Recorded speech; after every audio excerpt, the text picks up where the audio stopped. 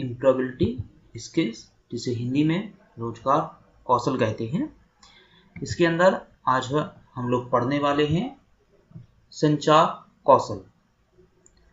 बच्चों, यह आपकी बुक की सबसे पहली इकाई है, संचार कौशल, जिसे इंग्लिश में कम्युनिकेशन स्किल कहते हैं। और समझते हैं संचार कौशल क्या होता है। बच्चों, सबसे पहले तो मैं आपको बता दूं कि संचार एवं संचार कौशल दोनों अलग अलग हैं। बच्चों, संचार का मतलब होता है कि आपको पढ़ना, लिखना, बोलना और ठीक से सुनना आना चाहिए। एवं संचार कौशल का मतलब होता है कि आप पढ़ने, लिखने, बोलने एवं ठीक से सुनने की योग्यता या कौशल रखते हैं। इसको एक उदाहरण के माध्यम से समझते हैं। मान लेते हैं दो व्यक्ति हैं जिनसे किसी विषय पर अपनी राय रखने के लिए बोला गया है, जिसमें पहला व्यक्ति उस विषय से हट के अपनी राय रखता है। उस व्यक्ति को पढ़ना भी आता है, लिखना भी आता है, बोलना भी आता है और सुनना भी आता है, लेकिन वह व्यक्ति उस विषय के बारे में बात ना करके किसी अन्य विषय के बारे में अपनी राय रखता है। तो यहाँ उस व्यक्ति द्वारा संचार किया जा रहा है, जबकि दूसरा व्यक्ति जिसे पढ़ना, लिखना, बोलना और सुनना आ रहा है, वह उस विषय पर ही अपनी राय रखता है जिस विषय पर उससे उसकी राय मांगी गई है। तो यहाँ पर इन दोनों के बीच में एक सबसे बड़ा जो अंतर है वह है कौशल का। बच्चों, हमें हमेशा जो इम्प्रूवमेंट करना है वह अपने कौशल के क्षेत्र में करना है। इसके लिए सबसे पहले हमें विभिन्न भाषाओं का ज्ञान होना आवश्यक है। कम से कम हमें 2 या 2 से अधिक भाषाएं आनी चाहिए। अगर ऐसा है तो आप अपने कम्युनिकेशन स्किल्स को अधिक प्रभावी बना सकते हैं। तो चलिए पढ़ते हैं संचार कौशल क्या होता है। यहाँ हम देखेंगे संचार कौशल वह क्षमता है जिसके जरिए हम विभिन्न प्रकार की जानकारी देने और प्राप्त करने के लिए करते हैं। संचार मानव जीवन के लिए एक बुनियादी जरूरत के रूप में देखा गया है। संचार एक कला है। बच्चों, संचार एक कला है। हमें हमेशा एक इफेक्टिव कम्युनिकेशन करना चाहिए, जिसके जरिए हम किसी को भी अपनी ओर आकर्षित कर सकते हैं। और यदि हम इस कला में निपुण नहीं हैं तो संचार करने से हम अपनी छवि भी खराब कर सकते हैं। जरूरी नहीं कि एक बहुत ही पढ़ा लिखा हुआ इंसान एक अच्छा संचार करने वाला हो या बिना पढ़ा लिखा हुआ इंसान एक अच्छा संचार करने वाला ना हो।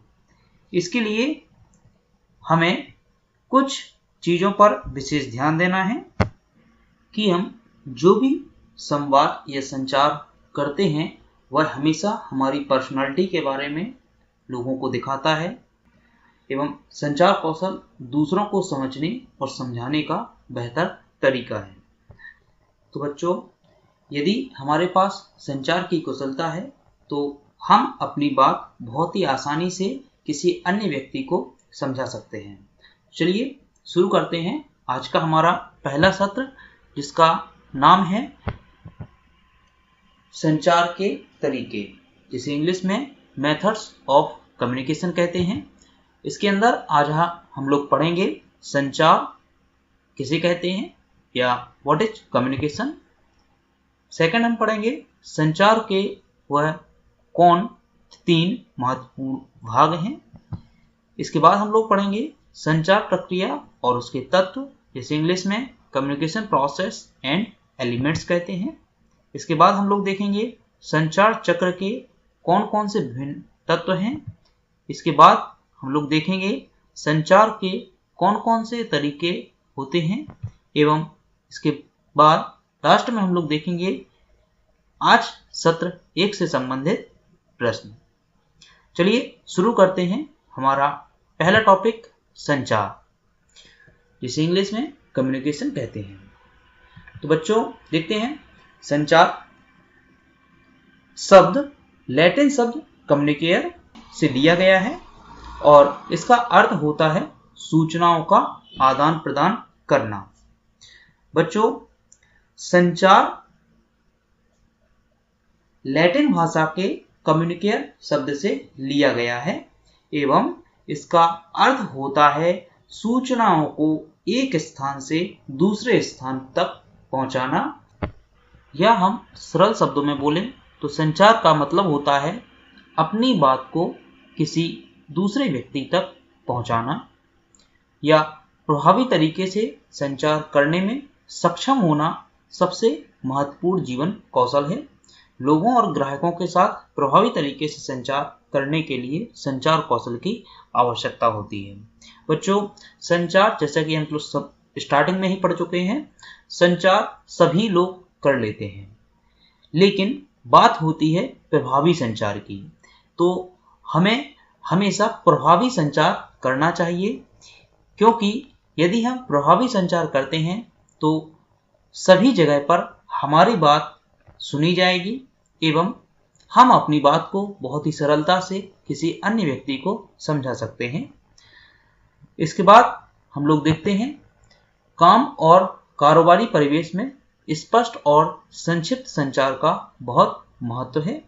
यदि हम कोई काम कर रहे हैं, कहीं पे एम्प्लॉय हैं या हम किसी दूसरे व्यक्ति को काम दे रहे हैं, तो हमें हमेशा अपने संचार को स्पष्टता के साथ रखना चाहिए एवं बहुत ही संक्षेप में रखना चाहिए, क्योंकि इसमें कई पक्ष शामिल हो सकते हैं और यदि हम कम्युनिकेशन बहुत लेंदी करेंगे तो इससे हम अपनी बात को सरलता से नहीं समझा सकते हैं।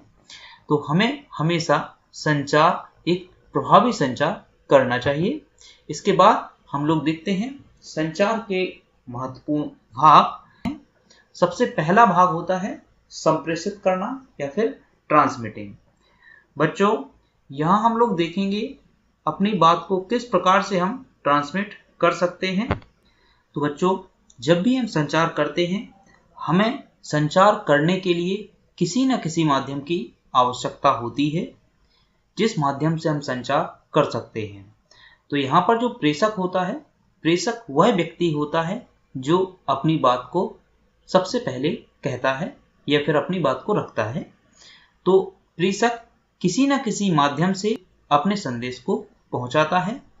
दूसरा बिंदु आता है सुनना।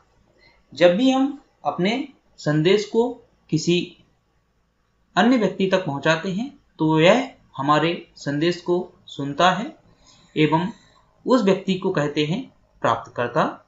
तो प्राप्तकर्ता संदेश को सुनता एवं समझता है।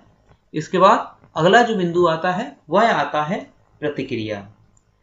बच्चों जब हम अपने संदेश को ट्रांसमिट कर देते हैं एवं दूसरा व्यक्ति हमारे संदेश को सुन लेता है, तो वह व्यक्ति अब हमारे संदेश के बारे में या फिर हमारे मैसेज के बारे में कुछ ना कुछ प्रतिक्रिया या फिर फीडबैक अवश्य देता है। तो फीडबैक देने वाला व्यक्ति कौन होगा? प्राप्तकर्ता। प्राप्तकर्ता संचार चक्र को पूरा करने के लिए प्रतिक्रिया के रूप में प्रेषक को संदेश की अपनी समझ बताता है, या हम सरल शब्दों में कहें तो वह व्यक्ति हमारे मैसेज या फिर हमारे संदेश के बारे में जो भी प्रतिकूल या फिर अनुकूल उत्तर होता है उसको देता है। तो इस प्रकार से हमने देखे कि संचार के 3 महत्वपूर्ण भाग होते हैं। सबसे पहला संप्रेषित करना या फिर इंग्लिश में बोलें ट्रांसमिटिंग, नंबर 2 सुनना या लिसनिंग, नंबर 3 प्रतिक्रिया या फिर फीडबैक। बच्चों फीडबैक एक बहुत ही महत्वपूर्ण भाग है। किसी भी संचार में फीडबैक का होना बहुत ज़्यादा महत्वपूर्ण होता है, क्योंकि यदि व्यक्ति फीडबैक नहीं देता है तो हम यह जानकारी प्राप्त नहीं कर सकते कि हमारा संदेश प्रॉपर तरीके से सामने वाले व्यक्ति को समझ में आया है या फिर नहीं आया है। तो हमेशा किसी भी संचार चक्र को पूरा करने के लिए फीडबैक का देना या फिर लेना बहुत ही आवश्यक हो जाता है। इसके बाद हम बात करते हैं संचार प्रक्रिया और इसके तत्वों के बारे में, जिसे इंग्लिश में कम्युनिकेशन प्रोसेस एंड एलिमेंट्स कहते हैं। बच्चों, इसको हम एक चित्र के माध्यम से समझेंगे कि संचार की सबसे पहले तो हम यहाँ पे समझेंगे संचार प्रक्रिया के बारे में। संचार की क्या प्रक्रिया होती है?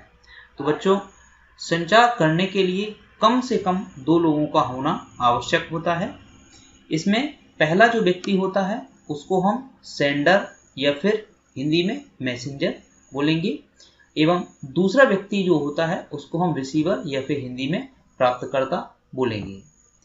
यहाँ सबसे पहले जो प्रेषक या फिर सेंडर होगा वह अपनी बात को किसी न किसी माध्यम से रखेगा या फिर बोलेगा, तो वह जो बात होगी वह किसी न किसी माध्यम से बोली जाएगी, जिसे कोडिंग कहा जाएगा। तो यहाँ पर माध्यम कुछ भी हो सकता है, जैसे कि बोल करके या फिर लिख करके या फिर वीडियो या फिर ग्राफिक्स के माध्यम से वह अपनी बात को रख सकता है। यह बात रखने के बाद जो प्राप्तकर्ता या फिर रिसीवर होगा वह उसकी बात को सुनेगा एवं समझेगा। तो इसने अपनी बात को कोडिंग करके बोला है, एवं जब यह उस बात को समझेगा तो इस प्रक्रिया को हम बोलते हैं डिकोडिंग, और यह व्यक्ति अब उस बात को समझ रहा है। समझने के बाद यह भी इस बात का कुछ न कुछ फीडबैक या फिर प्रतिक्रिया देता है, जो कि अब वह जाती है सबसे पहले सेंडर, जो कि अब प्राप्तकर्ता बन चुका है इसके पास। तो यह फीडबैक यह कुछ न कुछ जरूर देता है, एवं प्राप्तकर्ता द्वारा जो भी प्रतिक्रिया दी जाएगी वह उसकी समझ पर निर्भर करेगी। सब एक बार और देख लेते हैं। यहाँ पर सबसे पहले सेंडर अपनी बात को किसी न किसी चैनल के माध्यम से रखता है। इसकी बात एक कोडिंग के रूप में होती है। यह बात प्राप्तकर्ता के पास जाएगी, जिसे वह समझेगा, और समझने की इस प्रक्रिया को हम डिकोडिंग कहते हैं। डिकोडिंग होने के बाद प्राप्तकर्ता उस बात का कोई ना कोई फीडबैक या फिर प्रतिक्रिया देता है, जो कि सेंडर के पास जाती है, और इस प्रकार से एक संचार प्रक्रिया या संचार चक्र पूरा होता है। अब हम बात करते हैं संचार के तत्वों के बारे में। तो देख लेते हैं संचार के कौन कौन से महत्वपूर्ण तत्व होते हैं। बच्चों, सबसे पहला जो तत्व होता है वह होता है प्रेषक या फिर सेंडर। यदि प्रेषक या सेंडर नहीं होगा तो यहाँ पर संचार ही शुरुआत नहीं हो सकता। तो सबसे पहले यहाँ पर किसी न किसी प्रेषक का होना परम आवश्यक है, जो कि किसी संचार को शुरू करता है। नंबर 2 पर आता है, चूंकि उस व्यक्ति को संचार करना है तो कुछ ना कुछ टॉपिक उसके पास होना चाहिए, जिसे हिंदी में संदेश या फिर मैसेज बोलेंगे। वह सूचना जिसे प्रेषक बताना चाहता है। इसके बाद जो तीसरा बिंदु आता है वह होता है चैनल। बच्चों, प्रेषक अपनी बात को किसी न किसी माध्यम से जरूर पहुंचाएगा। अब वह माध्यम लिखकर भी हो सकता है, वह माध्यम बोलकर भी हो सकता है, वह माध्यम किसी सोशल प्लेटफॉर्म हो सकता है, या कोई अन्य चैनल भी हो सकता है। इसके बाद अगला जो तत्व आता है वह आता है प्राप्तकर्ता। बच्चों, यह संदेश अब किसी न किसी प्राप्तकर्ता या फिर रिसीवर के पास जाएगा, और वह उस मैसेज का फीडबैक जरूर देगा। तो इसका जो 5वां तत्व आता है वह आता है प्रतिक्रिया या फिर फीडबैक, तो प्राप्तकर्ता की पावती और संदेश की प्रतिक्रिया। इस प्रकार से यहाँ पर एक संचार चक्र पूरा होता है। तो बच्चों, हम लोगों ने देखा कि संचार के महत्वपूर्ण तत्व कौन कौन से होते हैं। एक बार फिर से देख लेते हैं। सबसे पहला तत्व होता है प्रेषक, नंबर 2 संदेश, नंबर 3 चैनल, नंबर 4 प्राप्तकर्ता एवं नंबर 5 प्रतिक्रिया। संचार के तत्वों को हम एक चित्र के माध्यम से समझ लेते हैं। तो बच्चों, जैसा कि आपके सामने दिखाया गया है, यह संचार के तत्वों का एक चित्र दिया गया है। यहाँ पर सबसे पहला व्यक्ति जो होगा वह होगा प्रेषक, नंबर 2 पर होगा आपका कोई ना कोई संदेश, और नंबर 3 होगा चैनल, नंबर 4 होगा प्राप्तकर्ता एवं नंबर 5 होगा प्रतिक्रिया, जो भी इसके द्वारा प्रतिक्रिया दी जाएगी। तो बच्चों, यहाँ पर प्रेषक जो होता है वह संचार प्रेषक के साथ शुरू होता है। नंबर 2 इनकोडिंग या फिर जो संदेश होगा, मैसेज होगा, वह इनकोडिंग के रूप में होगा, जो कि किसी न किसी चैनल के माध्यम से भेजा जाएगा, और यह संदेश जब भी प्राप्तकर्ता के पास आएगा वह उस बात को समझ करके अपनी प्रतिक्रिया देने के लिए तैयार रहेगा। तो जब यह प्रतिक्रिया देगा तो यह भी किसी न किसी चैनल का उपयोग करेगा, और उस चैनल के माध्यम से प्राप्तकर्ता की प्रतिक्रिया प्रेषक के पास में पहुंच जाती है, और इस प्रकार से एक संचार के तत्वों का चक्र पूरा हो जाता है। तो बच्चों, आप लोगों ने देखा कि यहाँ पर संचार में कौन कौन से महत्वपूर्ण तत्व होते हैं। अब आगे हम बात करते हैं संचार के तरीके के बारे में, या फिर इंग्लिश में बोलते हैं टाइप्स ऑफ कम्युनिकेशन। वह कौन कौन से तरीके हैं जिनके माध्यम से हम संचार कर सकते हैं। सबसे पहला जो तरीका आता है वह आता है आमने सामने या फिर face to face communication. Number 2 समझ लेते हैं इसको, आमने सामने का संचार या फिर फेस टू फेस कम्युनिकेशन क्या होता है। आमने सामने के संचार से बेहतर कुछ नहीं है। इससे संदेश को स्पष्ट रूप से और जल्दी से समझने में मदद मिलती है। इसके अलावा क्योंकि इस मामले में शारीरिक हाव भाव की भाषा देखी जा सकती है, तो इससे संचार की प्रभावशीलता बढ़ जाती है। बच्चों, यहाँ पर हमें ध्यान देने वाली बात यह है कि जब भी हम फेस टू फेस कम्युनिकेशन या फिर आमने सामने का संचार करते हैं, तो यहाँ हमारी शारीरिक हाव भाव, जिसे इंग्लिश में बॉडी लैंग्वेज कहते हैं, यह बहुत ही आवश्यक है। क्योंकि यदि हमारी बॉडी लैंग्वेज कुछ अलग कह रही है एवं हम अपनी बातों को कुछ अलग प्रकार से रख रहे हैं, तो यहाँ पर कभी भी एक प्रभावी संचार नहीं हो सकता है। तो हमेशा हमारी बॉडी लैंग्वेज भी वही होनी चाहिए जो हम बात रख रहे हैं, एवं हमें यहाँ पर भाषा का भी विशेष ध्यान रखना है। इसके बाद हमें यहाँ पर आई कांटेक्ट पर भी विशेष ध्यान देना है, क्योंकि यदि हम अपने संचार को प्रभावी तरीके से रखना चाहते हैं तो यहाँ पर आई कांटेक्ट का होना बहुत ही आवश्यक हो जाता है। यह फेस टू फेस कम्युनिकेशन में बहुत ही आवश्यक है। इसके बाद नंबर 2 पर आता है ईमेल। बच्चों, हम अपने संचार को ईमेल के माध्यम से भी कर सकते हैं। ईमेल का उपयोग विभिन्न स्थानों में एक या कई व्यक्तियों के साथ जल्दी से संवाद करने के लिए किया जा सकता है। इससे लचीलापन, सुविधा और कम लागत प्रदान की जाती है। बच्चों, हम एक मेल को बहुत ही आसानी से और बहुत ही कम समय में एक साथ कई लोगों तक भेज सकते हैं, जिससे हम अपनी बात को बहुत लोगों को और बहुत ही कम समय में समझा सकते हैं या फिर बता सकते हैं, और इसकी लागत भी बहुत कम होती है। इसके बाद अगला जो बिंदु आता है वह आता है नोटिस या फिर पोस्टर के माध्यम से भी हम संचार कर सकते हैं। इसमें यह प्रभावी है जब एक ही संदेश को लोगों के एक बड़े समूह के लिए दिया जाना है। आमतौर पर जहां ईमेल संचार प्रभावी नहीं हो सकता उसके लिए इस्तेमाल किया जाता है। जैसे कि इसमें एक उदाहरण के माध्यम से समझाया गया है कि यदि हम किसी फैक्ट्री में एक नोटिस या पोस्टर के माध्यम से संचार करना चाहते हैं, जैसे कि यदि हम यह बताना चाहते हैं कि आज लंच के टाइम में कुछ ना कुछ बदलाव हुआ है, तो इसको हम नोटिस बोर्ड पर एक नोटिस निकाल करके चिपका सकते हैं। तो इससे हमारा जो मैसेज है वह बहुत ही कम समय में और बहुत सारे लोगों के पास पहुंच जाएगा। इसके बाद हम लोग बात करते हैं संचार के अगले तरीके के बारे में, जो आता है व्यावसायिक बैठक। बच्चों, आमतौर पर किसी संगठन में व्यावसायिक बैठकों के दौरान संचार में लोगों के समूह को संबोधित किया जाता है। यह व्यवसाय प्रबंधन और संगठनात्मक निर्णयों से संबंधित हो सकता है।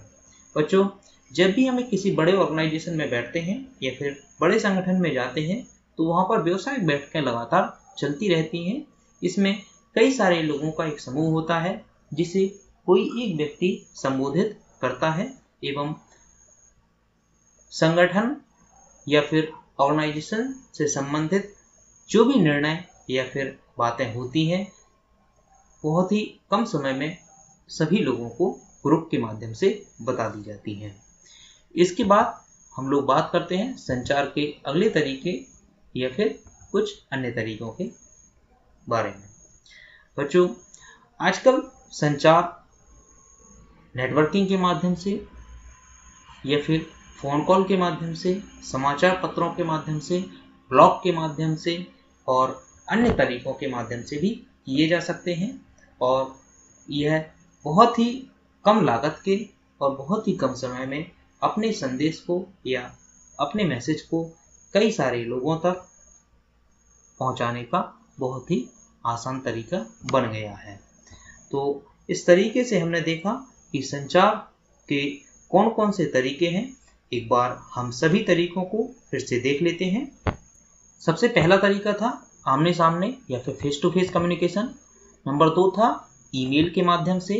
नंबर 3 था नोटिस एवं पोस्टर के माध्यम से। नंबर 4 था व्यावसायिक बैठक के माध्यम से एवं नंबर 5 अन्य माध्यम भी संचार के हो सकते हैं, जैसे कि सामाजिक नेटवर्क एवं फोन कॉल, समाचार पत्र या फिर सोशल नेटवर्क। इसके बाद हम लोग बात करते हैं कि हमें कौन सा तरीका चुनना चाहिए अपने संचार करने के लिए। बच्चों, इस बात का उत्तर हमारे तरीके या फिर इस चीज पर निर्भर करता है कि हमें अपना संचार कितने लोगों तक पहुंचाना है या फिर हमें अपने संदेश को कितने लोगों तक यहाँ भेजना है। तो सबसे पहले तो आता है लक्षित दर्शक, कि हमारे संचार को कितने लोगों तक पहुंचाया जाना है। नंबर 2 आता है लागत। नंबर 3 आता है सूचना की प्रकृति या फिर प्रकार, हमारी जो सूचना है, हमारा जो मैसेज है वह किस प्रकार का है और हमें उसको पहुंचाने के लिए किस माध्यम का उपयोग करना चाहिए। एवं नंबर 4 आता है तात्कालिकता या फिर प्राथमिकता, हमारा संदेश बहुत ही आवश्यक है या फिर उसको बाद में भी किया जा सकता है। तो बच्चों, इस प्रकार से हमने देखा कि यहाँ हमें किस प्रकार का तरीका चुनना चाहिए अपने संदेश को पहुँचाने के लिए। यह हमें कुछ 4 बिंदुओं को ध्यान में रख करके पता करना है। इसके बाद हम लोग बात करते हैं बहुविकल्पीय प्रश्नों की। तो सबसे पहला बहुविकल्पीय जो प्रश्न है वह है, निम्नलिखित में से कौन संचार प्रक्रिया या चक्र के अंदर संचार का तत्व नहीं है। यहाँ आपको ध्यान देना है, मैंने आप लोगों को संचार के तत्व बताए हैं। आपको इस 4 ऑप्शन में से कोई एक ऑप्शन देखना है या फिर सारे भी हो सकते हैं। निम्न में से कौन संचार प्रक्रिया या चक्र के अंदर संचार का तत्व नहीं है। कौन नहीं है? चैनल या फिर प्राप्तकर्ता या फिर प्रेषक या फिर समय। बच्चों, इसका सही उत्तर आपको वैसे पता चल गया होगा। इसका सही उत्तर है समय। नंबर दूसरा आता है बहुविकल्पीय प्रश्न। आपको कार्यस्थल पर छुट्टी के लिए आवेदन करने की आवश्यकता है। आप संचार की कौन सी विधि उपयोग करेंगे? Number 1 email, number 2 poster, number 3 समाचार पत्र, नंबर 4 ब्लॉग। तो बच्चों इसके लिए हम उपयोग करेंगे ईमेल का। नंबर 3 बहुविकल्पीय प्रश्न आता है, प्रेषक अपने संदेश किस तरीके से भेज सकते हैं? इशारों के माध्यम से, बोल करके, पढ़ करके या फिर लिख करके? आपको बताना है जो प्रेषक होगा।